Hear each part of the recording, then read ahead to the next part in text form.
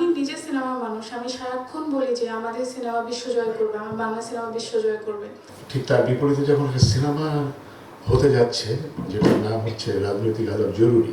আজকে এখানে থাকার একটাই কারণ, তাদের এই ছবিটা আমাদের 24-এর অভ্যুত্থানকে বাংলাদেশের প্রকৃত রাজনৈতিক ইতিহাসের সাথে সাথে 24-এর প্রেক্ষাপটে বাংলাদেশের মানে দেশভাগের পর থেকে আমাদের বাংলাদেশ হওয়ার আগের থেকে শুরু করে বাংলাদেশের জন্ম এবং 24-এ আমাদের যে এই অভ্যুত্থান পুরোটা নিয়ে আলাপটা দেয়।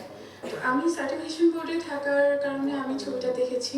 আমাদের সাথে যারা ছিল বিভিন্ন জায়গা থেকে বিভিন্ন মতামতের বিভিন্ন মতাদর্শের মানুষজন ওখানে ছিলেন। তো তারা প্রত্যেকে আসলে না খুব ওন করেছেন ছবিটা, খুব 24টাকে তারা অনেকে দেখেছেন, তো আমরা প্রত্যেকে দেখেছি। কিন্তু আফসোসের জায়গা যেটা ছিল, এই ছবিটাই প্রথম ছবি যেটা কিনা 24কে সুন্দরভাবে 24-এর প্রকৃত রূপ আমাদের কাছে বা দর্শকদের কাছে পৌঁছায়। তো আমি নিজে সিনেমা মানুষ, আমি সারাক্ষণ বলি যে আমাদের সিনেমা বিশ্বজয় করবে, আমার বাংলা সিনেমা বিশ্বজয় করবে।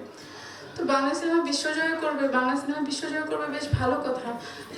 সেই স্বপ্ন ইনশাল্লাহ আমি দেখি যে পূরণ করবোই। এই টিমটাতে যারা কাজ করছে তারা আসলে এই সিনেমাটার জন্য এক হয় নাই, তারা অনেক দিন থেকে একসাথে কাজ করে। আর দু চারজন যদি এর মধ্যে এরকম থাকে যে যারা একসাথে কাজ করে নাই, বাট এই সিনেমাটার কারণে যেটা হয়েছে যে তারা হয়তো বা আগামীতে অবশ্যই একসাথে কাজ করবে। এই সিনেমার স্ক্রিপ্টটা যখন আমার কাছে প্রথম আসে তখন আমি বলেছিলাম যে তখন স্ক্রিপ্টটা পড়া হয়নি। আমার প্রথম মনে পড়েছিল বিভিন্ন রেস্টুরেন্টে আগে দেখতাম লেখা আছে এখানে রাজনৈতিক আলোচনা নিষিদ্ধ। ঠিক তার বিপরীতে যখন একটা সিনেমা হতে যাচ্ছে যেটার নাম হচ্ছে রাজনৈতিক আলাপ জরুরি, তখন এটা আমাকে মানে ভাবিত করে এবং মানে আমি নিজে খুব ইন্টারেস্টেড হই যে এটা আসলে কিন্তু কী আছে এবং আমি আসলে এখানে কী করতে পারি। তো একটু আগে যেটা বলে গেল যেটা বাংলাদেশের পলিটিক্যাল হিস্ট্রির একটা রিফ্লেকশন এটার মধ্যে আছে এবং একটা নির্লিপ্ত জায়গাও এখানে আছে যে স্ক্রিপ্টের মধ্যে এবং বানানোর ক্ষেত্রে যেটা দেখা গেছে যে পক্ষপাতিত্ব না বরং অন্তর্ভুক্তিমূলক। এবং আমরা কেউ ইতিহাসের বাইরে না, ইতিহাসের যেসব অনুষঙ্গের সাথে আমরা সরাসরি জড়িত তার কিছু কিছুকে আমরা বলতে পারি যেটা আমি ধারণ করি না, এর সাথে আমি নাই, কিন্তু আসলে আপনি আছেন।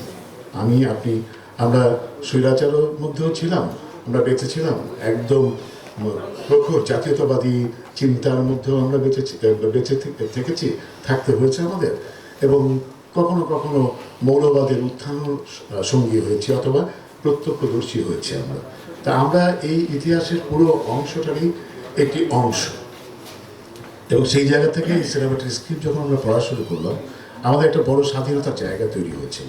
ওইখানেও আমরা ডিবেট করেছি নানান ডিসকোর্সেস এবং যে প্রাসঙ্গিকতা নিয়ে ইতিহাসের কোনো জায়গাকে আমরা কি ক্ষুণ্ণ করলাম কি না, অথবা কোনো পক্ষপাতিত্ব আমাদের মধ্যে আছে কিনা এই নিয়ে আমরা সারাক্ষণ কথা বলেছি।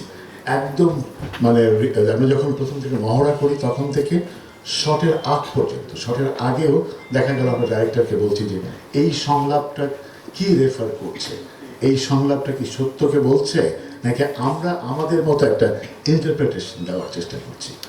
আমাদের অথবা সিনেমার সাথে আমরা যারা সংশ্লিষ্ট আছি, গল্প বলার থেকে শুরু করে স্ক্রিপ্ট রাইটিং পর্যন্ত সবার একটা দৃষ্টিভঙ্গি ছিল যেটা হচ্ছে নিজের একান্না, যা আলোচনা এবং যেসব সমালোচনা অথবা যেসব বিশ্লেষণ এই পর্যন্ত হয়েছে সেটা সাহিত্য হোক, প্রবন্ধ সাহিত্য হোক, যেখানে হোক, সেগুলোর থেকেই কিন্তু আমরা নিয়েছি।